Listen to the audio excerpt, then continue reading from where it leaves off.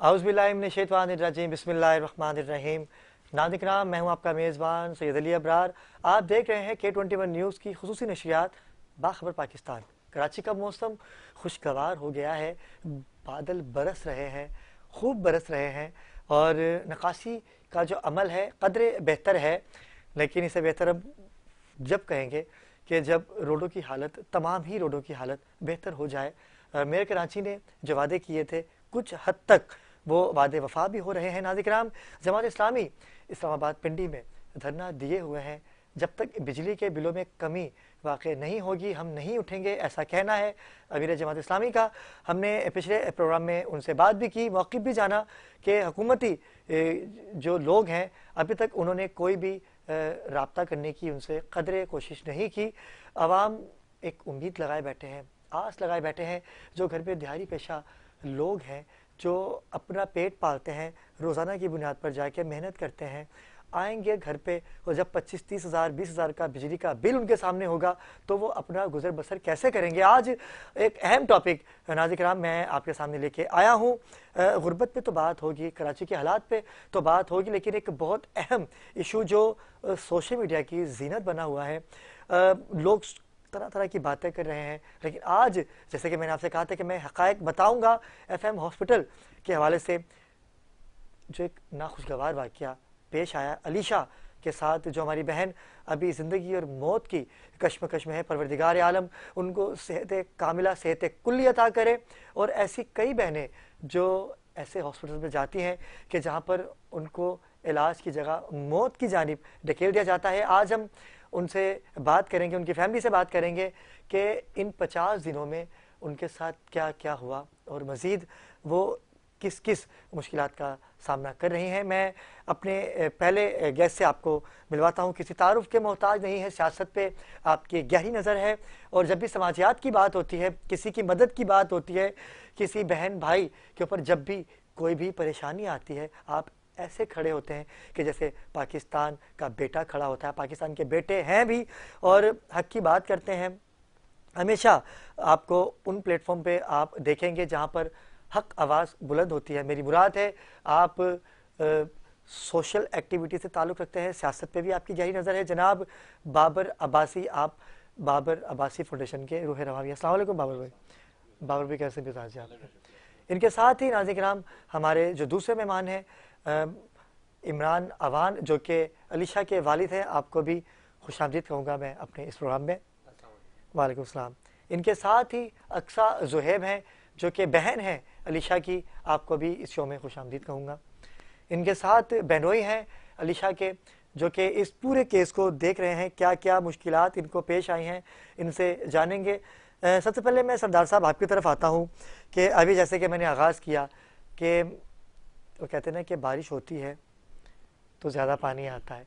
अब पानी तो नज़र नहीं आ रहा, कई जगहों पे है ऐसा कि जहाँ पर पानी जमा है। क्या समझते हैं, क्योंकि सियासत पे आपकी गहरी नज़र है और ऐसे कामों में आपको हमने देखा कि आप खड़े होते हैं, क्या कहेंगे हुकूमत किस हद तक आवाम को राज़ी कर सकी है? तो शाह साहब आपको बताऊं कि राज़ी तो मुमकिन नहीं है कि हुकूमत राज़ी कर सके, या करने की कोशिश जो कर रही है वो बहुत सुस्त रफ्तार से हो रहा है। मेरे ख्याल में पीपल पार्टी के ऊपर बड़ी जिम्मेदारी है, क्योंकि उनका चौथा टंडे इस वक्त सिंध में और शहर में आ रहा है और उनको बहुत ज़्यादा काम करना चाहिए। मैं समझता हूँ इस बारिश में अच्छी एक चीज़ नज़र आई कि जिस तरह ज़ीरे बदलियात भी हमें रोडों पे नज़र आए, और जिस तरह आपने कहा कि मेयर जो हैं वो यंग हैं कराची के, मैं समझता हूँ उनके ऊपर ज़्यादा जिम्मेदारी पड़ती है। लेकिन जो चीज़ें होनी चाहिए थी वो हुई नहीं। जो सच्ची बात है वो ये होती है, जो कि जिस तरह से हमें काम करना चाहिए था, जैसे अभी आपने रोडें देखी, छोटी सी बारिश में रोडें टूट गई, ख़त्म हो गई। सबसे पहली बात कि उन रोडों के ऊपर जो मटेरियल पड़ता है वो आपका, मेरा, हमारी कौम के टैक्स का पैसा है। उस टैक्स के पैसे को सही तरह से लगाया जाए ताकि इन लोगों को फ़ायदा हो। एक आदमी अच्छी गाड़ी लेके नहीं निकल सकता, मोटरसाइकिल बाइक पे एक्सीडेंट होते हैं, फैमिलियाँ साथ बैठी होती हैं, उसका कितना बड़ा नुकसान हो रहा है। और फिर पानी, मैं समझता हूँ कि उस तरह से वो चीज़ नहीं है कि अभी कराची के बड़ी बड़ी जो शहरें हैं वहाँ पे तो सब आ जाते हैं, लेकिन जहाँ मिडिल तबके के लोग रहते हैं, छोटे लोग रहते हैं, उस तरफ आप जाएँ तो मेरे ख्याल में 10-10 दिन तक पानी नहीं निकलता। सरदार साहब, जब जब टेंडर रोड पास होता है, टेंडर रोड के पास होते हैं तो मुंह मांगे पैसे लिए जाते हैं। बिल्कुल ऐसा ही है अच्छा, आप टेंडर तो दे देते हो हर कंपनी को, लेकिन कंपनी का हक है कि रोड कम से कम 10 साल तो चले। अरे भाई 10 साल तो कम से कम 5 साल तो चले, चलो 5 साल नहीं तो 1 साल तो चले। यहाँ पर आज रोड बना, कल बारिश हुई खत्म हो गया और रोड खत्म हो गया, कोई पूछने वाला नहीं है क्या? इसमें सर मैं आपको एक बात बता दूं, मैं आज भी आते हुए एक चीज़ को नोट कर रहा था। हर साल हमारा अरबों रुपए का बजट इस शहर का निकलता है, आपका निकलता है, मेरा निकलता है, मेरी इस आवाम का निकलता है, सबकी जेबों से निकलता है। वो बजट जाता कहाँ है? कभी कभी हम ये सोचते हैं कि अगर सही मायनों में आपको मैं बात बताऊं कि वो बजट इस शहर पे लग जाए या किसी देहात गोड पे लग जाए तो मैं समझता हूँ कि ज़रूरत नहीं पड़ती। दुनिया के मुल्कों को देखें, वो अपने बजट पे ही आगे चलते हैं। बिल्कुल ऐसा हमारे यहाँ बजट से, मैं तो सबसे पहली बात है कि मैं अपने धरने की भी बात की थी, तो जो हाफिज साहब का एक जो उन्होंने एक एडवाइस की है, मैं तो उस पर अभी भी हूँ कि 1300 सीसी गाड़ी होनी चाहिए। हमारे यहाँ मौसूफ जो है ना, मैंने अभी भी आते हुए एक जगह पे देखी, एक बड़ी 8-10 करोड़ रुपए की गाड़ी खड़ी, उसके पीछे आगे 2 मोबाइलें खड़ी हैं। ये क्या है इसमें?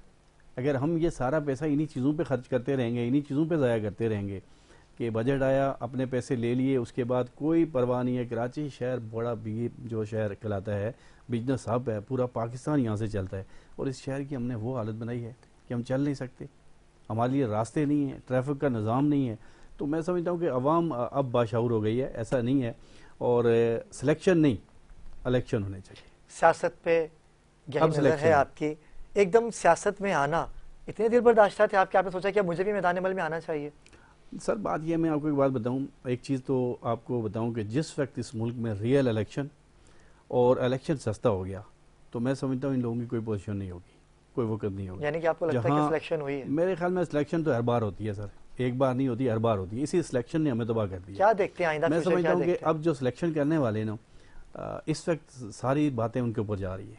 जब इतना मुल्क डूब रहा है ना, तो मुल्क उसी सिलेक्शन वालों के ऊपर जा रहा है कि आप ऐसे सिलेक्शन करते हैं कि फिर वो सिलेक्शन करके आने के बाद करप्शन करते हैं।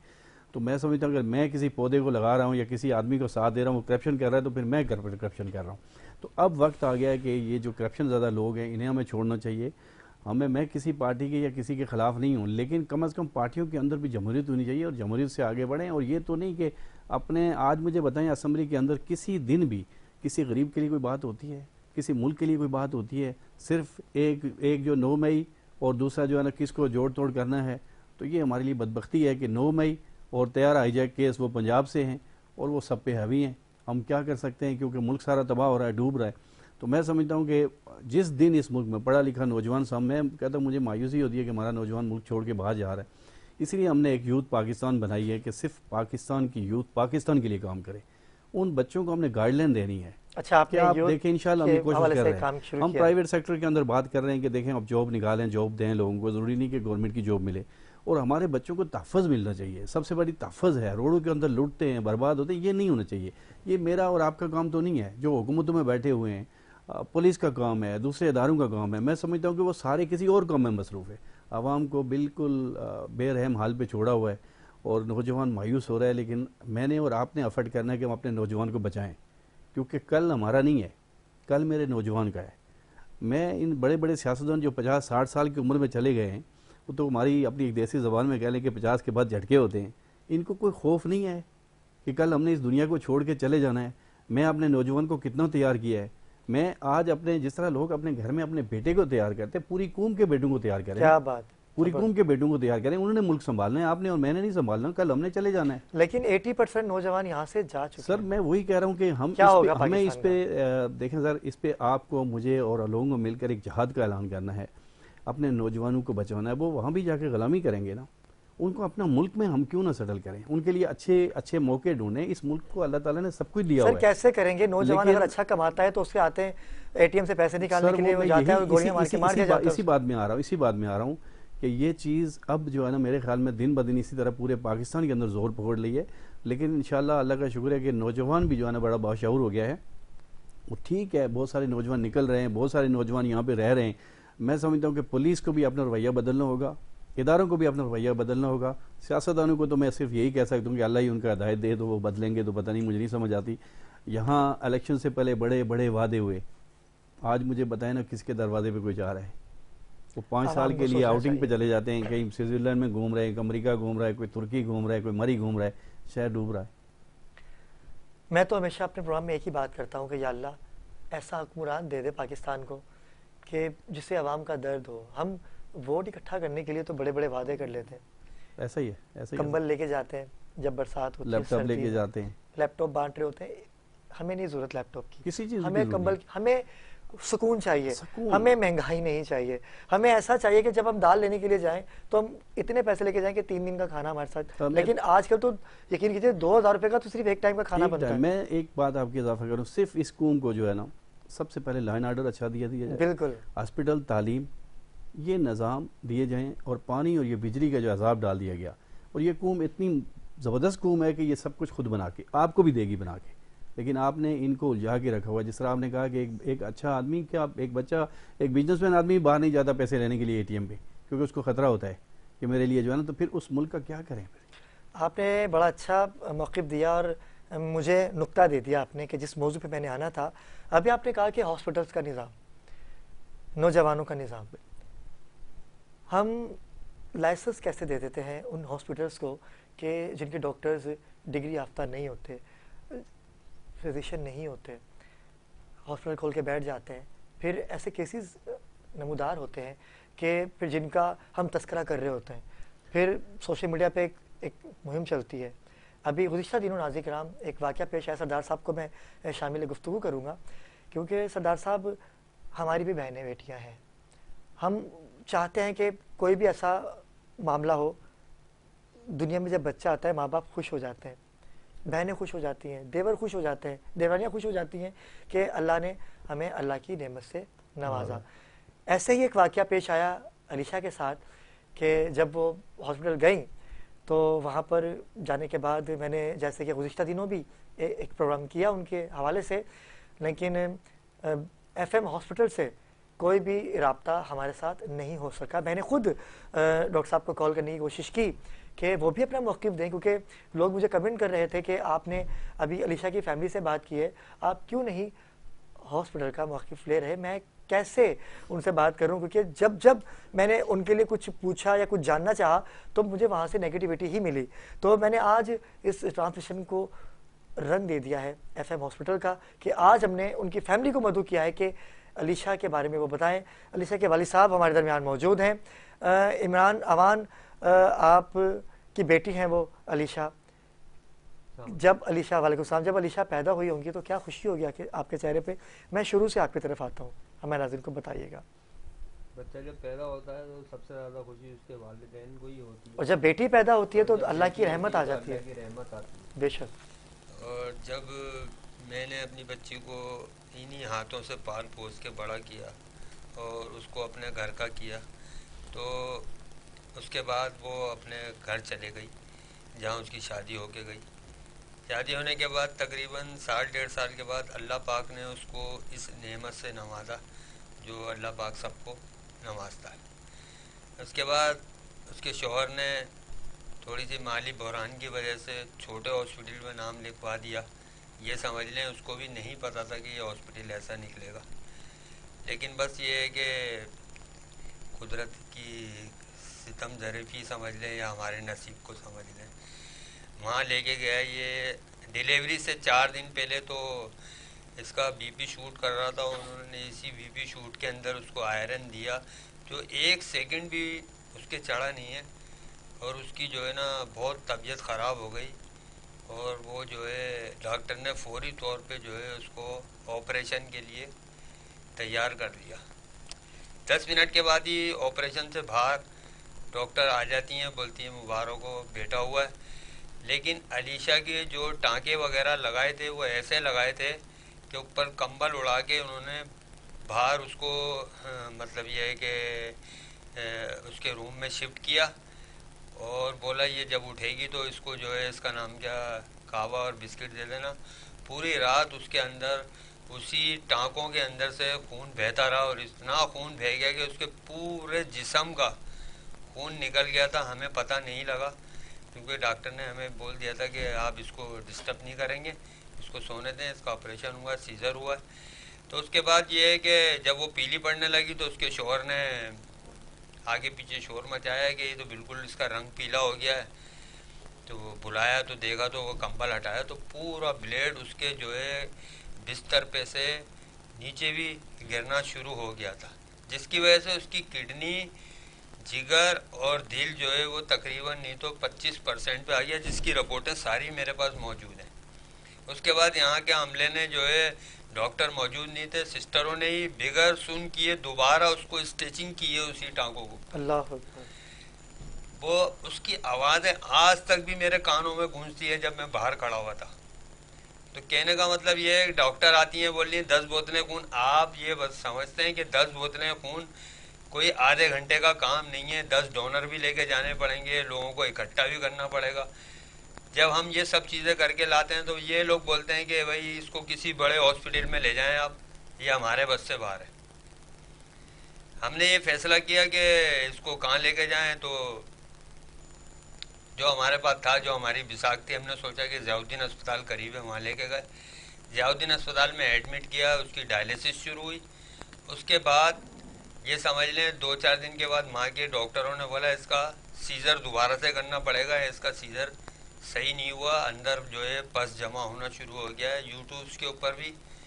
तो वो उन्होंने ऑपरेशन किया, ऑपरेट किया, जो इतना अच्छा वो भी नहीं कर सके ऑपरेट, क्योंकि अंदर से मामला काफ़ी ख़राब हो चुके थे ब्लेड के हवाले से। तो उसके बाद ये है कि तकरीबन 20 दिन वहाँ पर रही हैं वो। हमने जिस तरीके से भी करा, ये अल्लाह जानता है, अल्लाह को पता है। हमारे साथ डॉक्टर मुनव्वर ने ये कोऑपरेट किया था वहाँ से निकलते टाइम कि आप बेफिक्र हो जाएं, ये हमारी बच्चियों जैसी है, इसका जो भी खर्चा जो भी वो होगा वो हम अफोर्ड करेंगे। लेकिन वो जो है ना, बिल्कुल जो है ना, कुछ दिन के लिए आए वहाँ पर, उन्होंने दिया है। ये बात नहीं है कि मैं ये नहीं बोलूँगा, मेरे को मर के अल्लाह को जान देनी है। उन्होंने तकरीबन 11 लाख रुपए उधर दिए थे, लेकिन उधर काफ़ी खर्चा हुआ था, तकरीबन 16.5-17 लाख के करीब। उसके बाद वो दोबारा सीजर का बोलने लगे, मेरा दिल गवारा नहीं हुआ। मैंने डॉक्टर मुनव्वर को बोला हम एक काम करते हैं, इसको आगा खान शिफ्ट कर देते हैं, आपको भी फेवर मिल जाएगा, वहाँ हम जाके ये वेलफेयर के अंदर जो है कुछ ले लेंगे। हम भी नहीं चाहते कि आपके साथ नाजायज़ हो। तो उसके बाद हम आगा खान के लिए मूव हुए, लेकिन बस आगा खान वालों ने हमें वेलफेयर नहीं दिया बिल्कुल भी। वहाँ आगा खान में एक दिन भी डॉक्टर मुनव्वर ने आके नहीं झाँका। हम जिस तरीके से वहाँ रहे, हमारा दिल जानता है कि हमने किस तरीके से वहाँ पर एफर्ट किया है। उसके बाद आगा खान वालों के भी पास हमारे पास बिल के लिए थोड़ा सा इशू हो गया था, पैसे जमा करने के लिए लोगों ने, हमारे ख़ानदान वालों ने भी कुछ हेल्प की। कुछ, मैं एक छोटा सा आदमी हूँ, इतना तो नहीं हूँ, क्योंकि एग्रीकल्चर एक महकमा बागात होता है, वहाँ मैं तकरीबन 4 क्लास का हूँ, तो मैं पौधे वगैरह पानी वगैरह देता हूँ वहाँ पर। आप परेशान नहीं हो, अल्लाह पाक आपको हिम्मत देगा और पूरी कौम की दुआएं आपके साथ हैं। मैं बस अभी इनसे सर यही चाहता हूँ कि बस मेरे को मेरी बच्ची का इलाज चाहिए, मेरे को मेरी बच्ची वही चाहिए हंसती खेलती हुई। बस मैं यही चाहता हूँ कि बस मेरी बच्ची मेरी हंसती खेलती रहे और अपने घर की तरफ चले। देखिए आप रोए नहीं, देखिए अल्लाह पाक, देखिए नाज़रीन किराम, एक बाप के आंसू कभी रायगा नहीं जाते। और मैं मुल्तबिस हूँ उन लोगों से कि खुदारा इनको यूज़ ना करें, इस फैमिली को यूज़ ना करें, ये बड़ी मुश्किल में है। आप अपनी ज़ातियात को लेके इनको यूटिलाइज़ ना कीजिए। मैं चलूँगा ज़ुहैब की जानिब।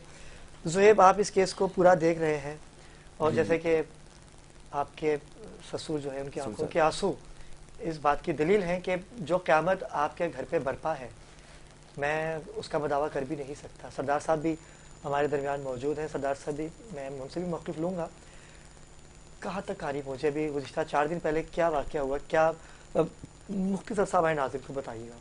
4 दिन पहले ऐसा हुआ कि डॉक्टर मुनव्वर से हमारी यानी कि उन्होंने हमारे को तसल्ली दी थी कि बेटा परेशान ना हो, अलीशा का जो भी इलाज होगा वो मैं कराऊंगा। ज़ियाउद्दीन तक वो हमारे साथ खड़े थे, उसके बाद फिर वो चले गए। उसके बाद हमने सारे खुद ने अफोर्ड किए, कर्जा लिया, लोगों से उधार लिए, उसके सारे बिल्स मेरे पास मौजूद हैं। आगा ज़ियाउद्दीन का बिल तकरीबन 18-19 लाख रुपए। कैमरे की अगर स्क्रीन अगर दिखा सके हमारी, ये ज़ियाउद्दीन का बिल है जो तकरीबन 17 लाख रुपए के करीब का है।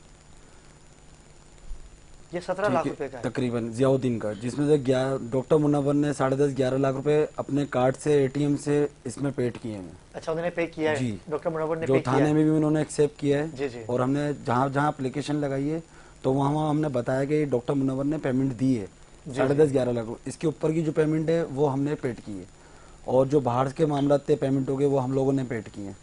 उसके बाद हम जब बच्ची साली को यानी कि बच्ची को अलीशा को लेके जाते हैं आगा खान हॉस्पिटल। ये आगा खान का बिल है 27 लाख रुपए का, ये आप देख सकते हैं। अल्लाह अकबर। जब हम हिम्मत हार गए तो फिर हमने कहा कि अब इसको SIT लेके चले जाते हैं, क्योंकि पैसों की कब तक करेंगे, पैसों के लिए किस किस से उधार मांगे। और इनके पास से हमारे पास तरह तरह के फ़ोन, जब बच्ची अलीशा जो है वो आगा खान में होते हैं, तरह तरह के फ़ोन आते हैं कि आप अपनी डिमांड बताएं, डिमांड क्या है, आपको क्या कितनी पैसे चाहिए। हमारा एक ही मुफ्ती बात 3 के आगे कि भाई पैसे नहीं चाहिए, ना हमें 1 करोड़ चाहिए ना 2 करोड़ चाहिए, हमारा बच्ची का इलाज करा दें। पहले दिन से डॉक्टर मुनव्वर को एक ही बात बोल रहे हैं कि बच्ची का इलाज कराएं, अल्लाह न करे बच्ची को कुछ हो जाता है तो हम आपके खिलाफ कोई कार्रवाई भी नहीं करेंगे। हम यही सोचेंगे कि आपने अपनी गलती तस्लीम कर ली थी, आप हमारे साथ खड़े थे, ये अल्लाह की मर्जी। लेकिन बस वो शुरू में साथ खड़े हुए, उसके बाद बिल्कुल उन्होंने किनारा कशी कर ली, बिल्कुल अलग हो गए। तो बड़े मामला तो में चल रहे हैं, फिर धमकियाँ अलग आ रही हैं, तरह तरह के फ़ोन आ रहे हैं, और इस तरीके के फ़ोन आ रहे हैं कि आप इस केस को ख़त्म कर दें। अब सारी चीज़ों की रिकॉर्डिंग है, फ़ोन रिकॉर्ड, हर चीज़ की रिकॉर्डिंग है हमारे पास। कोई अफसरान हमसे अगर कोई चीज़ मांगेगा हम फ़ौरन निकाल कर देंगे। अभी हमारी जान को भी खतरा है कि जिस तरह हमारे को फ़ोन आया है डॉक्टर मुनव्वर के हैंड से, तो हम तो अभी ये सोच रहे हैं कि हम तो अलीशा को बचा रहे थे, कल को ऐसा ना हो कि हम अपने आप को बचा रहे हूँ। तो मेरी गवर्नमेंट से अपील है कि इस पे नोटिस लें, इसको ज़रा देखें, इस मामले को हम लोगों को थोड़ा सेफ करें। और अलीशा का जो केस है, अलीशा का जो इलाज है, अगर डॉक्टर फरदाना को लगता है कि वो बच्ची ठीक है, जैसे अभी बीच में हमारा उनसे सेटलमेंट पे कहानी पहुंची, उन्होंने बोला कि हम 45 लाख रुपए जो आपका खर्चा हो चुका है वो हम आपको देंगे, 20 लाख रुपए कैश देंगे, 25 लाख रुपए के आपको चेक देंगे, एग्रीमेंट हमसे साइन करवा लिए, अंगूठे हमसे लगवा लिए। उनका वकील आया हुआ था अपना नेमतुल्ला शाह, और हमारा वकील था सुरंगी अयाज एडवोकेट। तो ये वकीलों के बीच में हमारे एग्रीमेंट हुए, सब चीज़ें हुई। जब चेक देने की बारी आई तो उन्होंने कहा मैं अलीशा से मिलना चाहती हूँ। तो हमने कहा कि अलीशा, मैंने घर पे फ़ोन किया अपने ससुर को ना कि डॉक्टर फरदाना अलीशा से मिलना चाहती हैं। तो ससुर ने कहा कि मैं उसको अभी हॉस्पिटल लेके जा रहा हूँ, तो आप इनको 1-1.5 घंटे बाद ले आओ घर पे वापसी। मैंने डॉक्टर फरदाना को बताया, मैंने डॉक्टर वो अभी किडनी के हॉस्पिटल जा रही हैं इमरजेंसी, कि वो उनके नलकी लगनी है यूरिन की। तो डॉक्टर फरदाना ने बोला कोई बात नहीं, मैं हॉस्पिटल में जाके मिल लूँगी। हमने बोला नहीं, आप हॉस्पिटल में ना जाएं, आप घर पे मिल लीजिएगा 2-2.5 घंटे, और हम लोग 4-5 घंटे अभी ये 4 दिन पहले हुआ है जी, जो 4 दिन पहले 29 तारीख को जो है, उनको हमने बहुत रोका कि आप हॉस्पिटल ना जाएं, वो घर पे आ जाएंगी, क्योंकि वो घर पे आ चुकी हैं, आप घर पे मिल लीजिएगा, क्योंकि हॉस्पिटल तो वो अभी इमरजेंसी में गई हैं अपने ट्रीटमेंट कराने के लिए, आधे घंटे में आ जाएंगी। लेकिन उनकी कोशिश ये थी कि वो हॉस्पिटल पे जाके मिलें। अब उनके माइंड में क्या थी, क्या चीज़ चल रही थी। आपके वकील साथ थे? वकील साथ थे, आप सब हॉस्पिटल लेके आए? जी, वकील वो खुद चलकर अपने वकीलों के साथ बैठ के, अपने स्टाफ के साथ बैठ के, डॉक्टर सलमान है, डॉक्टर मोहसिन है, एक लेडीज़ डॉक्टर भी हैं उनके साथ, ये सब अपनी गाड़ी के अंदर बैठ के किडनी हॉस्पिटल जो अपना ताहिर विला पे बना हुआ है कराची किडनी, उधर आते हैं। उधर आते ही वो डॉक्टर फरदाना ऊपर जाती हैं, ऊपर जाके वो बच्ची को देखते हैं, क्योंकि बच्ची माशाल्लाह, आप 2 महीने से आपने एक दिन आगे नहीं झाँका। डॉक्टर मुनव्वर आए 15 तारीख तक, 15 जून तक डॉक्टर मुनव्वर हमारे साथ खड़े रहिए। उसके बाद डॉक्टर मुनव्वर ने भी हमारे से कॉन्टैक्ट खत्म कर दिया। डॉक्टर फरदाना ने इन 57 दिनों में एक दिन आकर नहीं पूछा वो बच्ची कैसी है, उसके सर पे हाथ नहीं रखा। लेकिन जब ये सेटलमेंट पे कहानी है, उनके दिमाग में कुछ चल रहा था, हमारे ऊपर वो कोई क्लेम करना चाह रही थी कि मैं किसी तरह इस फैमिली को भत्ते के तौर पे यूज़ करूँगी, ये देखें मेरे से भत्ता। और वही हुआ। जब वो हॉस्पिटल आती हैं, बच्ची को देखती हैं, बच्ची ICU के अंदर होती है, और तकरीबन 10-15 मिनट बाद उसकी छुट्टी भी होने वाली होती है। तो पता चलता है कि वो डॉक्टरों से पूछते हैं कि ये कब आई, तो डॉक्टर बताते हैं कि तो अभी आधे घंटे पहले आई। तो ये तो बात तो हमने भी बताई। तो वहाँ पे चीर पुकार शुरू कर देती हैं कि ये बच्ची बिल्कुल ठीक है, और ये मेरे को आपको तसल्ली देने के उल्टा आपके ऊपर ही उल्टा हमारे ऊपर क्लेम। और नीचे उतरते ही साथी कहती हैं कि ये देखें, ये लोग मुझे अगवा करके लेकर आए, ब्लैकमेल करके लेकर आए यहाँ पे, और मेरी बच्ची का इलाज। जो उनके वकील थे, जो आपके वकील, वो खुद परेशान हो गए थे। उनकी वीडियोस हमारे पास मौजूद हैं, उनकी रिकॉर्डिंग हमारे पास मौजूद हैं, जहाँ पे एग्रीमेंट हुआ वहाँ की वीडियोस हमारे पास मौजूद हैं। कोई अफसरान हमारे साथ बैठे हैं, हम हर चीज़ आपको दिखला देंगे कि किस तरह ये वहाँ पे हमारे साथ गई। उसके बाद वो वहाँ चीख पुकार करती हैं। मेरी भाभी जो हैं उरूज, उनको यानी कि थोड़ा सा उनकी बातचीत में वो होती है, उनको धक्का देती हैं, तो उनकी हाथापाई होती है। किक मारती है, डॉक्टर होके एक लात मार रही है, उसकी वीडियोस तक है हमारे पास। क्या क्या सबूत देंगे गवर्नमेंट को हम आपसे अपील कर रहे हैं गवर्नमेंट से कि इस चीज़ पे नोटिस लें। हेल्थ कमीशन से अपील कर रहा हूँ कि इस चीज़ पे नोटिस लें। बिल्कुल नाज़रीन किराम, ज़ुहैब लोग बहुत परेशान हैं। मैं हज़रा पुलेजो से भी कहूँगा कि वो इस मैटर को देखें। मेरी उनसे बात हुई है, मैं अभी कॉल पे भी उनको लूँगा। हमारे दरमियान मौजूद है अक्सा ज़ुहैब। आप बहन हैं, बहनों का तो बड़ा प्यार होता है आपस में। वो कहते हैं घर में 2 बहनें हो तो बहनें ही दोस्त होती है। कैसा वक्त था, क्या देखती है अब आप? बहुत मुश्किल वक्त रहा है और अभी भी बहुत मुश्किल वक्त चल रहा है। जाहिर है वो सबसे छोटी है और उसके साथ आपको पता है बहनों का क्या रिश्ता होता है। बेशक। बस उसको तकलीफ में देखते हैं तो बस देखा नहीं जाता।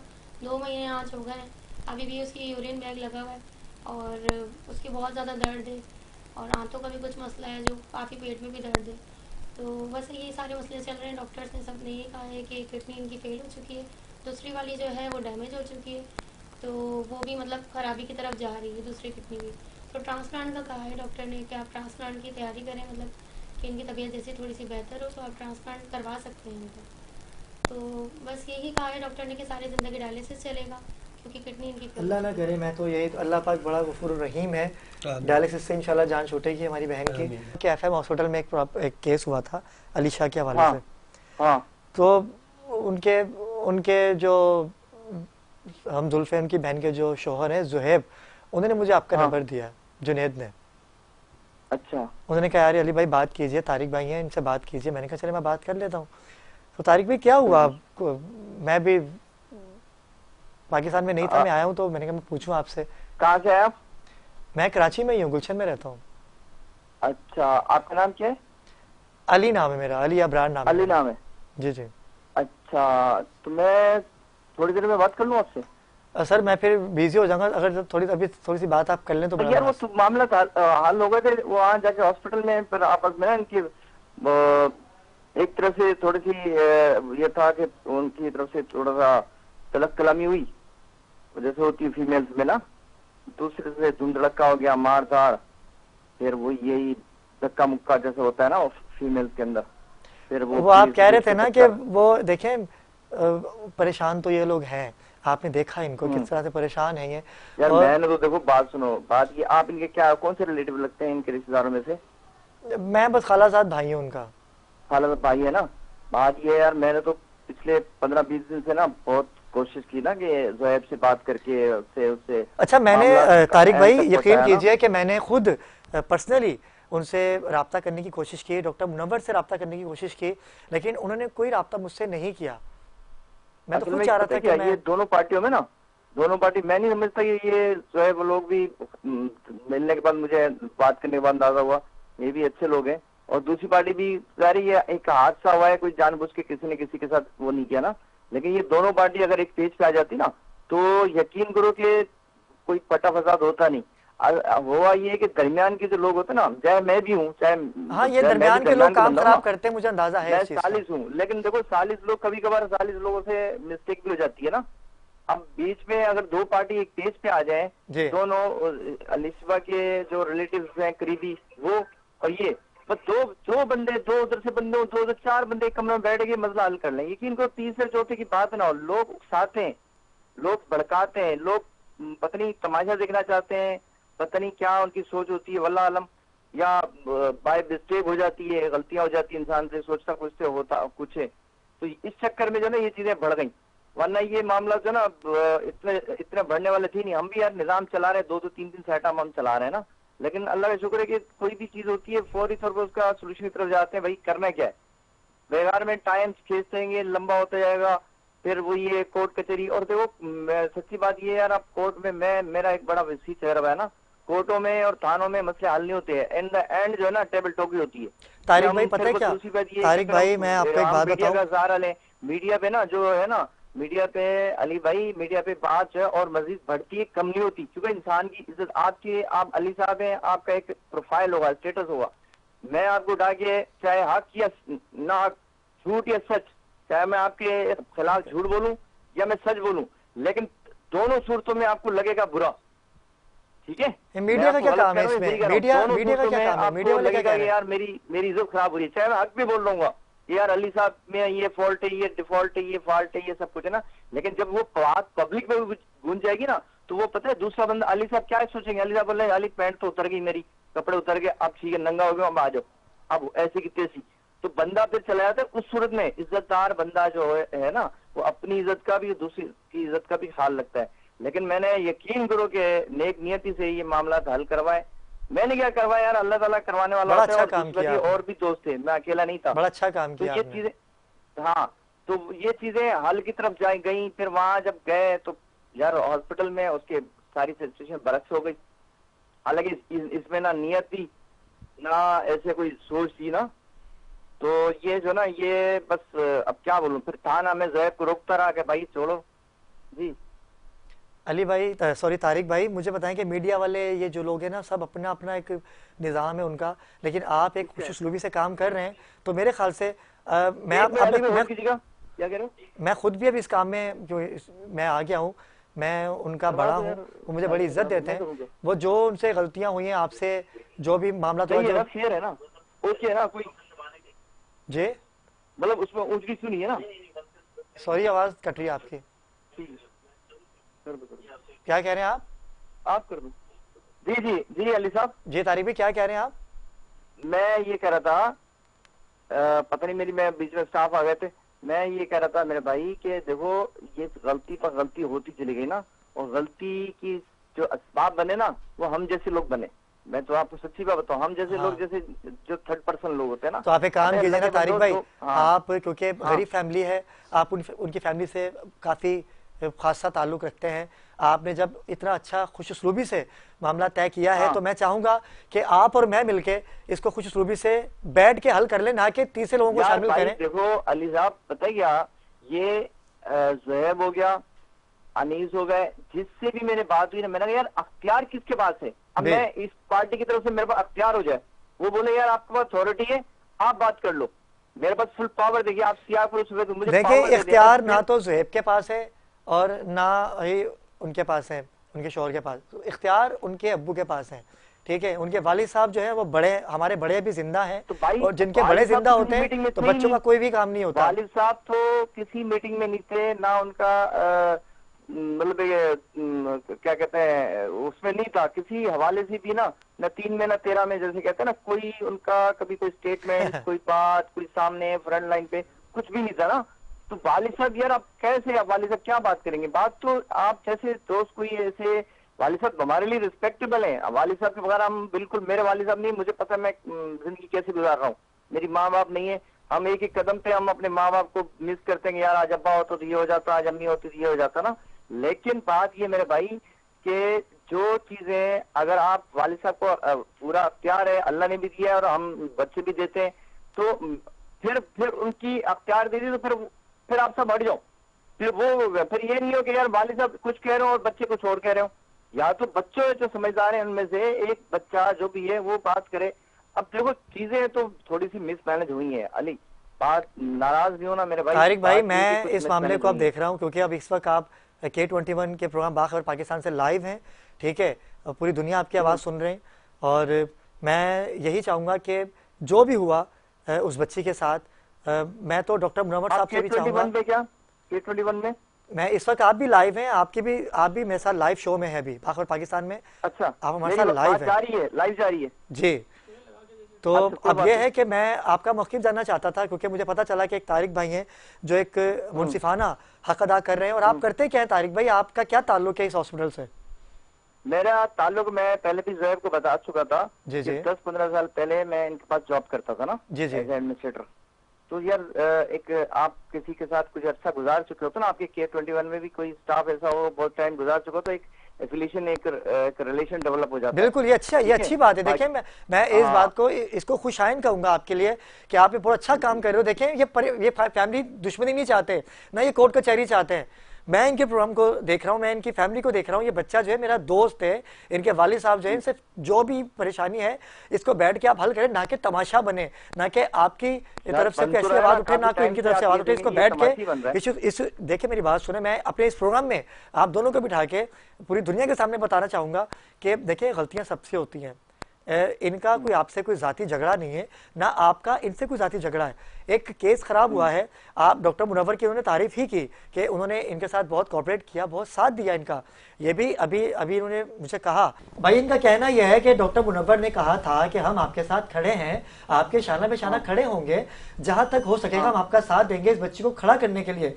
देखिए जिंदगी और मौत तो अल्लाह पाक के हाथ में, लेकिन इंसान जिंदगी में ऐसा काम कर जाए कि जो रहती दुनिया तक उसके लिए एक नेकी के हवाले से उसको जाना जाए। इनका ये कहना है, इनका ये मौक़िफ़ है कि हम चाहते हैं कि इनकी बीवी के लिए आप कुछ करें। आप क्या चाहते हैं तारिक भाई, मुझे बताइए। लाइव शो में है, मेरा नंबर भी आपके टेलीविजन स्क्रीन पर हाजिर है, आप भी लाइव कॉल कर सकते हैं। तारिक भाई क्या कहेंगे आप? यार मैं तो यही कहूँगा, देखो ये कोई जायदादों की लड़ाई नहीं है। बिल्कुल ऐसा ही है, बिल्कुल ऐसा ही है। ये कोई ऐसा नहीं कुछ केस किसी लोग का खुदा ना करे किसी का किसी ने जानबूझ के डेलिबरिटी को मर्डर हो, बिल्कुल ऐसा ही है, या कोई कैजुअल्टी हुई, बिल्कुल ऐसा ही है। ये जस्ट इंसिडेंट हुआ है, हादसा हुआ है, ठीक है ना। इसमें किसी की इंटेंशन नहीं थी ना, कोई इरादतन या कोई ऐसी सोच नहीं थी कि यार इस तरह हो जाएगा, बिल्कुल ऐसा ही मामला। तो इसमें दोनों पार्टियों को जो है बिल्कुल लचक का मुजाहरा करना चाहिए। ये हादसा भी, ये हादसा कहीं भी हो सकता है, घर में भी हो सकता है, रोड पे भी हो सकता है, किसी जगह भी हो सकता है। अच्छा तारिक भाई खता कलामी की माजरत चाहूंगा, आप कॉल पर ही रहिएगा और इंशाल्लाह आपसे मैं राब्ता करूंगा अभी। और नाज़िर-ए-किराम, बस मैं यही कहना चाहूंगा कि जब जब किसी के ऊपर परेशानी आई है, लोगों ने तमाशा ही बनाया है, लेकिन वक्त हुआ चाहता है एक मुख्तसर से वक्फे का। हमारे साथ रहिएगा।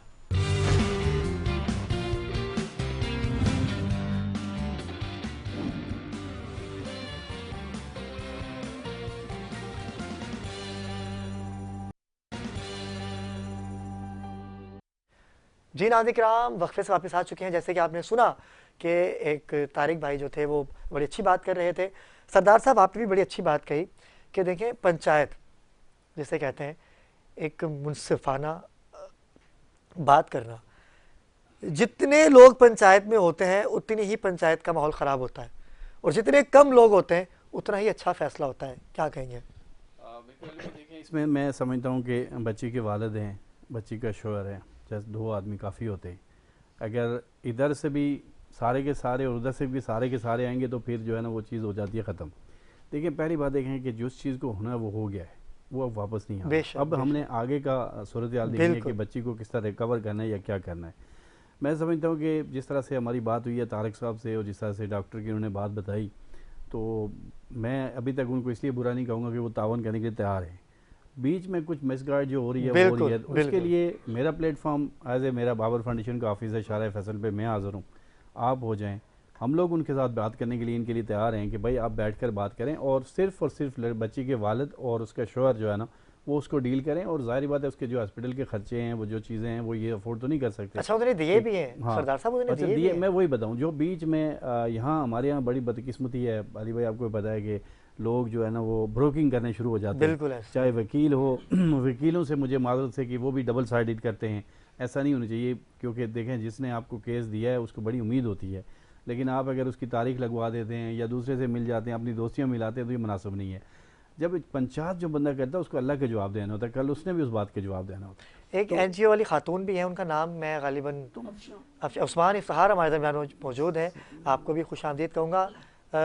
सैयद जुनैद ये अलीशा के हस्बैंड हैं, ये भी एक दफ़ा फिर हमारे शो में आप आया, आपका भी शुक्रिया। और वालेकुम सलाम। फरीहा आप उनकी भाभी हैं, आपको भी मैं खुश आमदीद कहूँगा।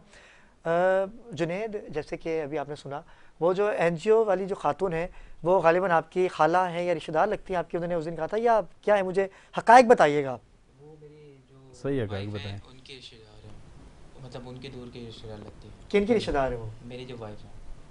आपकी वाइफ की वो दूर के रिश्तेदार हैं? जी दूर के रिश्तेदार चाची हैं, आंटी हैं, खाला हैं, कौन है? वो उनका रिश्ता पता है, उन्हीं को पता है वाइफ को। उस दिन तो आप कह रहे थे कि मुझे इनका रिश्ता पता है कि रिश्तेदार है, आज आप कह रहे हैं कि मुझे नहीं पता।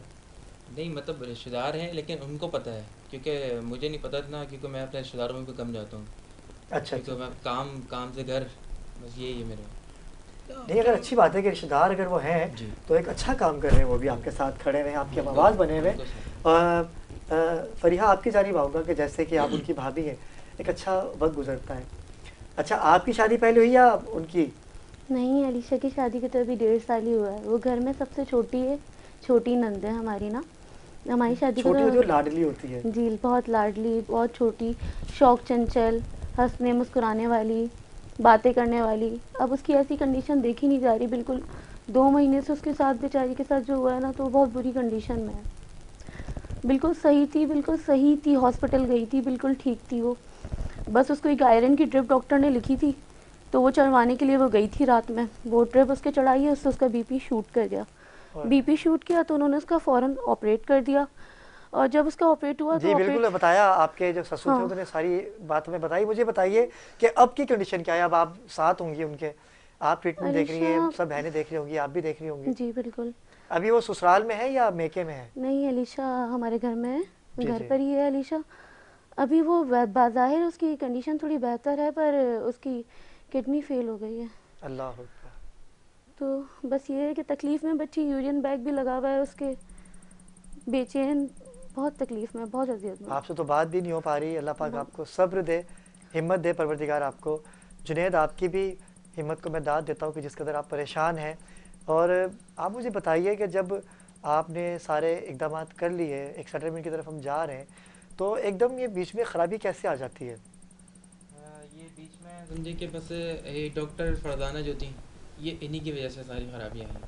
बिल्कुल सही तरीके से सेटलमेंट हो रहा था, हमारे वकील बैठे हुए थे, इनकी तरफ से जो इनके बड़े वकील थे अपना सैयद नेमतुल्ला शाह, वो बैठे हुए थे। हमारी तरफ से अपना रियाज साहब बैठे हुए थे, रियाज सुरंगी एडवोकेट। तो वो हमारे साथ जब बैठे हुए थे तो उनकी बात चल रही थी, तो समझे कि सारे मतलब साइन वगैरह करवा लिए। उन्होंने बोला कि भाई ये 20 लाख रुपए कैश है हमारे पास और 45 लाख रुपए के चेक हैं, ये आपके मतलब जो जितना खर्चा हुआ है ये खर्चा हम आपको देते हैं। तो हमने बोला ठीक है, बोले ये रफा दफा करते हैं, ये कहानी जो 20 लाख कैश और 45 लाख के चेक। 45 लाख के चेक, 20 वो और 25 लाख के चेक, 25 लाख के चेक और 20 लाख रुपए कैश, मतलब टोटल 45 लाख रुपए थे, टोटल 45 लाख रुपए थे। तो वो 45 लाख रुपए उन्होंने बोला कि मतलब ये आपको देते हैं जो खर्चा हुआ है अभी तक का, जो हॉस्पिटल का खर्चा हुआ है, इसके बाद आप जो है कोई केस नहीं करेंगे, ये ख़त्म कर देंगे। हमने बोला ठीक है आप ये कर लेते हैं। उसके बाद हमने ये साइन वगैरह करे, वकील ने बोला कि आप साइन करें, मैं बैठा हूँ आपके साथ में, और उन्होंने साइन वगैरह करे, थंब लगवाए सबके। और फिर उसके बाद जो है फिर वो डॉक्टर फरदाना जो है वो बोलती है कि मैं जो है ना अलीशा से मिलूँगी तो अलीशा के हाथ में ही चेक दूँगी। जी, अभी आपके हम दूसरे की बात बताएंगे। ये फिर उसके बाद वो ऐसी कहानी करने के बाद हमने बोला चलो ठीक है, हमने बात करी अपने ससुर। अभी का मौके बताइए, अभी क्या चाहते हैं आप? अभी बस यही चाहते हैं कि जो हमारी बीच में सेटलमेंट हुआ था, उन्होंने बोला कि ये बैठ के हम बात कर लेते हैं, वही हम चाहते हैं कि भाई ये कहानी ख़त्म करें, बैठ के जैसे सेटलमेंट कर रहे थे वैसे करें। अब आती है कि आपने जब बोला कि कोर्ट कचहरी नहीं करो, ये नहीं करो, पीछे तो हमें इतनी कॉलें करवाई, उसके बाद मतलब मिल रहे हैं आके, कोई आके मिल रहे हैं पीछे से कि कॉल करवा रहे हैं कि भाई आप बैठ जाओ। आ रही है आपको? अभी तक आ रही हैं, मतलब कॉल कर रहे हैं कि भाई आप पीछे हट जाओ उस केस से, ये केस में कुछ नहीं रखा, देखो तुम्हारे साथ ये हो जाएगा, तुम्हारे साथ वो हो जाएगा, मतलब इस तरीके से हमें धमकाया जा रहा है। और बात ये है कि हमारी जान को भी ख़तरा है इस चीज़ से, क्योंकि हमारे मतलब इस चीज़ से कि मतलब कोई पता नहीं है, घर से निकलें कोई उठाकर ही ले जाए, कोई मार दे, कुछ भी नहीं पता, हमारी जान को भी ख़तरा है। कोई मतलब हमसे ये नहीं पूछ रहा। हम इस जगह पे खड़े हैं कि हॉस्पिटल भी देख रहे हैं, थाने भी देख रहे हैं, कोर्ट कचहरी भी कर रहे हैं, मतलब सब के पैसों से अलग तंग। फिर मैं 2 महीने हो गए कि मैं जॉब पर नहीं जा रहा, 2 महीने से मैं घर में, मतलब हॉस्पिटल, घर, थाना, ये मतलब जाहिर सी बात है कि बाहर निकलना है तो पैसे लेके निकलना है, हॉस्पिटल जाना है तो पैसे दे के निकलना है। वो ट्रीटमेंट नहीं कर रहे थे हॉस्पिटल वाले। अभी भी लास्ट टाइम जब ये हॉस्पिटल गई हैं डॉक्टर फरदाना, तो उसके बाद से वो हॉस्पिटल वाले भी नहीं ले रहे। अब मैं कौन सा हॉस्पिटल के अंदर लेके जाऊँ? अच्छा, उस हॉस्पिटल ने मना कर दिया कि भाई यहाँ पे जो तो लड़ाई झगड़ा करके गई हैं वो, आप उनको यहाँ पर नहीं ले, यहाँ पर इलाज नहीं होगा अब इनका। अब वो भी डर गए होंगे ना कि अगर यहाँ भी कुछ हो जाए तो आप उनके ऊपर भी क्लेम ना कर दें, वो भी डर गए होंगे। आपका माहौल उन्होंने ऐसा बना दिया ना डॉक्टर फरदाना ने।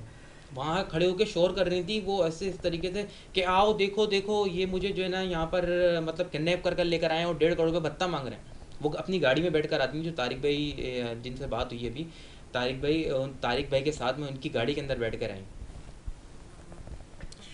नाज़रीन, बड़ी गमगीन सूरत हाल है, मुझे बात बनती हुई नज़र नहीं आ रही। सरदार साहब क्या कहते हैं आप?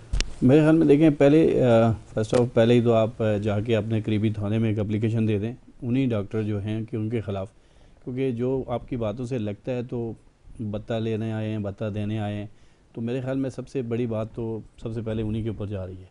फिर आप कुछ अच्छे लोगों को बैठा लें और उनको, जो डॉक्टर साहब के साथ मैं समझता हूँ आप ये किरदार अदा कर रहे हैं, तो अगर आप कहें तो मैं आपके साथ चलने के लिए तैयार हूँ। उनके साथ डॉक्टर के साथ चल के हम उनके साथ मीटिंग करते हैं, उनको कहते हैं कि इस केस को सही स्मिथ पे चलें, वरना फिर तो आपके लिए भी मसले होंगे, आपके हॉस्पिटल के लिए भी मसले होंगे। तो बेटा आप डरने की ज़रूरत नहीं होती, आप लीगल काम करें और लीगल वे में रहें, और आपको अगर कहीं से कोई थ्रेट करता है तो आप उस चीज़ को जमा करें और आप ये अपना केस जो है ना डीजी रीजन्स की तरफ भी मुंतकिल कर दें, ताकि आपको किसी जगह से कोई प्रॉब्लम या कोई परेशानी हो सरकारी तौर पे तो वो नहीं होगी। लेकिन सरदार साहब वकील साहब इनके साथ हैं, काम तो उनको करना चाहिए। बिल्कुल वही करना चाहिए, लेकिन अगर वकील साहब इस पे कोई माइंड वाली बात नहीं होती, अगर आपके वकील साहब नहीं कर सकते तो आप उनको कहेंगे सर आप नहीं कर सकते तो हम और कोई वकील देखते हैं, अच्छे से अच्छा वकील आपको दे देंगे, ऐसे वकील दे देंगे जो बिल्कुल वन साइड बिट होते हैं। देखें ये भी एक बाज़ार है, इसमें भी देखें आज जितना अच्छा बाज़ार आप ख़रीदेंगे, जितना अच्छा सौदा करेंगे तो इतना अच्छे से अच्छा वकील भी मिलता है जो आपको बिल्कुल पाए तकमील तक लेके चलेगा। और ये बात जो बात कहते हैं कि वकील हर चीज़ पे साथ रहता है, थाना रहता है, हॉस्पिटल रहता है, हर जगह पे साथ रहता है, तो वकील साहब का काम है कि वो आप सबके साथ रहें। तो हमारी एज ए सोशल वर्कर जहाँ हमारी ज़रूरत पड़ी, जहाँ अली भाई ने जब कहा तो मैं आपके साथ चलने के लिए तैयार हूँ। बहुत शुक्रिया सरदार साहब, आपके ये कह देना ही बड़ी बात है, ये आपसे वाकिफ़ नहीं है, लेकिन ये बहुत बड़ी बात है कि सरदार साहब ने खुद कहा कि हम भी अगर ये हमें कहेंगे तो हम इनके लिए आवाज़ बुलंद करने के लिए तैयार हैं, लेकिन ये तो डिपेंड करते हैं इनकी फैमिली पे। बिल्कुल अगर आप परेशान हाल हैं नाज़िर किराम, तो नंबर आप टेलीविजन स्क्रीन पे देख रहे हैं। बाखबर पाकिस्तान का हमेशा ये खासा रहा है कि हमने हक़ की आवाज़ को बुलंद किया है, हमने उन फैमिलीज़ को सपोर्ट किया है कि जिनका कोई भी मदावा नहीं होता, जो परेशान। उस्मान इफ्तिखार आप हमारे दरमियान मौजूद हैं, आपने भी काफ़ी गहरी नज़र रखी है इस हॉस्पिटल के ऊपर। मैं ये देखता हूँ कि अगर मैं किसी का हमदर्द हूँ तो मैं उसी की बात करूँगा, ना कि मैं पूरे कराची की बात करूँगा कि वहाँ भी ये हो रहा है, वहाँ भी। देखें ये तासुर गलत होता है, क्या कहेंगे आप? अली भाई सबसे पहली बात ये जो FM हॉस्पिटल है इसकी रेपुटेशन पहले भी सही नहीं है। आपको भी जैसे पता हो, लास्ट टाइम हमने शो में भी बताया था, जो इनके साथ लोग आए थे उन्होंने भी बताया था 2014-13 में इनकी FIR भी कटी हुई हैं। अब आप ये देखें एक फैमिली के साथ इतना बड़ा हादसा हो गया है, अब इनकी नींदें हराम हुई हुई हैं, घर का माहौल डिस्टर्ब हुआ हुआ है। जैसे इनके हस्बैंड वगैरह में काम पर नहीं जा सकता, फिर इनके बहनोई कह रहे हैं कि हमने उधार पकड़े पैसे। आजकल के दौर में ना भाई है किसी का, time is money, money is everything, ऐसा ही है सर। अब आपको पता है कोई आप किसी के पास दरवाजे पे जाए, अपने पैसे यहाँ पे नहीं मिल रहे होते, तो ये इनसे पूछेंगे कितने डिस्टर्ब है। फिर डॉक्टर साहब ये कह रहे हैं कि सही हमारे साथ चल रहे थे एकदम, अब बीच में तीसरी कुव्वतें आके और डॉक्टर साहब ने यू टर्न ले लिया। आई डोंट नो कि इन्होंने क्यों यू टर्न लिया, ये हमें नहीं पता। ऐसी सिचुएशन में इंसान यू टर्न क्यों लेता है सर? यही चीज़ें हमारी बाखबर पाकिस्तान टीम का पूरा मौक़िफ़ क्या होता है, हकायक और सच्चाई दिखाएं। ये मुद्दा अभी तक नाज़िर किराम वाइंड अप हो चुका होता, बिल्कुल, क्योंकि हमेशा सरदार साहब बात को फैलावा जितना देंगे उतना ही काम खराब होता है। लेकिन हम आज जो बैठे हैं, जो आपका एक प्रोग्राम हमने पूरी ट्रांसमिशन आपके नाम कर दी, उसकी वजह सिर्फ यह है कि आपके साथ ज्यादती नहीं हो। आज देखिए आफत है, कभी भी क्या हो सकता है, यहाँ से जाएं बाहर जाएं, एक्सीडेंट हो जाए, कुछ भी हो सकता है। जिंदगी मौत परवरदिगार के हाथ में। अली भाई एक चीज़ और, जैसे सरदार साहब ने बोला कि ये थाने से रुजू करें, लास्ट टाइम हम लोग गए भी थे शारा नूर जहाँ में आई थिंक ये केस है, सही। तो इन्होंने फिर एक चीज़ मुझे ये की कि थाने हम गए, थाने में उन्होंने बोला कि हेल्थ कमीशन से आप एप्लीकेशन लिखवा के लाएं। तो ये काम किसका बनता है? इनके वकील का, जो बीच में लोग हैं। अब हमें नहीं पता, वल्लाह आलम 1 मंथ हो गया जब ये लास्ट टाइम हमारे चैनल पे आए थे। हम लोग अगर कोई केस लेते हैं ज़्यादा 1 वीक 3 डेज़ में हम लोग उसको वाइंड अप कर देते हैं। अब हमें नहीं पता, अल्लाह जानता है, लोगों के दिलों का हाल अल्लाह जानता है। डिस्टर्ब ये फैमिली जो इनके ऊपर बीत रही है वो हम महसूस नहीं कर सकते, पूरी फैमिली डिस्टर्ब है। फिर वसाइल भी नहीं है, मसाइल इतने वसाइल नहीं है इनके पास। बस मैं दुआ गहूँ अलीशा के लिए कि परवरदिगार, क्योंकि मेरी भी बहनें हैं और बहन का दर्द वही समझ सकता है जो भाई बहन से मोहब्बत करता है, और हर बहन भाइयों की लाडली होती है और बाप की तो परी होती है वो। और उनके वालिद साहब की आपने आंखों के आंसू देखे कि वो कितने परेशान थे। मेरी हमदर्दी बाखबर पाकिस्तान की टीम इनके साथ है, अगर हमें ये आवाज़ देंगे तो हम इनके साथ भी खड़े हैं। अगर FM हॉस्पिटल के जो रूह रवां हैं डॉक्टर मुनव्वर, जिनकी आपने तारीफ़ भी की और वो तारीफ़ के काबिल हैं भी कि वो खड़े हुए आपके साथ, लेकिन क्या ऐसा माहौल बना कि वो एकदम अपनी ज़ुबान से हट गए, और ऐसा कुछ क्या हुआ उस पर भी हम बात करेंगे। मैं खुद पर्सनली चाहूँगा कि भाई लास्ट टाइम हमारी पूरी टीम ने 2 दिन इनसे कंटिन्यू रब्ता भी करने की कोशिश की है डॉक्टर मुनव्वर साहब ने, इन्होंने कोई रिप्लाई नहीं दिया। इनको हमने अपना क्लिप भी भेजा है तो इन्होंने कोई अभी तक हमें रिप्लाई नहीं दिया। तो इसका मतलब है कहीं ना कहीं गलती तो है इनकी। अगर आप सच्चे होंगे तो आप फेस करेंगे, सामने आएंगे आप। लेकिन मैं इस बात को बिल्कुल डिनाई करूँगा, ऐसा कुछ नहीं होता उस्मान भी। जब लोग आ जाए ना बीच में, जब लोग आपकी किरदार कशी करते रहे तो कोई भी इंसान फेस नहीं कर सकता। एक इंसान जो हॉस्पिटल में जाके इनको पैसे भी दे चुका है और मजीद उन्हें 20 लाख दिए भी हैं, ऐसा ही ना? नहीं 20 नहीं, आई थिंक 11 लाख रुपए, 11 लाख एक दिया आपको और 20 लाख 31 लाख 31 लाख बहुत बड़ी रकम होती है इस वक्त में, बहुत बड़ी रकम है इन हालात में, इन परेशानी में। मिस्टेक भी उनकी थी मेरी जान, ये कम है, देखा जाए तो ये कम है, उस हिसाब से कम है ये। लेकिन जो लोग आपको गाइड कर रहे हैं, ये उनको चाहिए कि उनके साथ सेटलमेंट इस तरह से करिए कि आपकी जो परेशानी है वो दूर हो। बाकी ज़िंदगी और मौत तो अल्लाह के हाथ में है। अलीश भाई के लिए दुआ को सरदार साहब आपका शुक्र अदा करूँगा कि आप तशरीफ़ लाए, उस्मान आपका, आपकी फैमिली का शुक्र अदा करूँगा। और मैं एक बात कहना चाहूँगा कि डॉक्टर मुनव्वर पर्सनली इनसे खुद रब्ता करें, इनके साथ खड़े हों। आपकी भी तो बेटी होगी और हम आपको गलत नहीं कहते। ज़िंदगी मौत अल्लाह पाक के हाथ में है, आप अपना काम पूरा कीजिए। ज़िंदगी देना अल्लाह पाक के हाथ में है। मैं हाथ जोड़ के आपसे गुजारिश करूँगा कि ज़ातियात से हटके, परेशानियों से हटके आप इनकी बेटी को देखिए, उनकी परेशानी को देखिए। यकीनन आपका हॉस्पिटल बहुत अच्छा है, मैं नहीं कहूँगा कि आप गलत हैं, इसलिए नहीं कहूँगा क्योंकि एक बेटी की जान ख़तरे में है। आप ज़ातियात से हटके उसके लिए खड़े हो। एक मैसेज आएगा उन बहन बेटियों के लिए जो आपके हॉस्पिटल में आती हैं कि उनको पता चलेगा कि अगर आपसे कोई गलती हुई है तो आपने उसका मदावा भी किया। मैं आपसे रब्ता करूँगा इंशाल्लाह, आप मुझसे रब्ता कीजिए और इंशाल्लाह इस मामले को अगले प्रोग्राम तक हम महदूद करेंगे। और अगले प्रोग्राम में इंशाल्लाह मैं बड़ा बोल तो नहीं बोलता, लेकिन मुझे अंदाज़ा है कि इस मामले को हम खुश उसलूबी से हल कर लेंगे। नाज़रीन किराम, कल एक नए टॉपिक के साथ आपकी खिदमत में हाजिर होंगे इंशाल्लाह। परसों इस शो को हम यहीं से कंटिन्यू करेंगे। तब तक के लिए मुझे दीजिए इजाज़त। अल्लाह हाफ़िज़।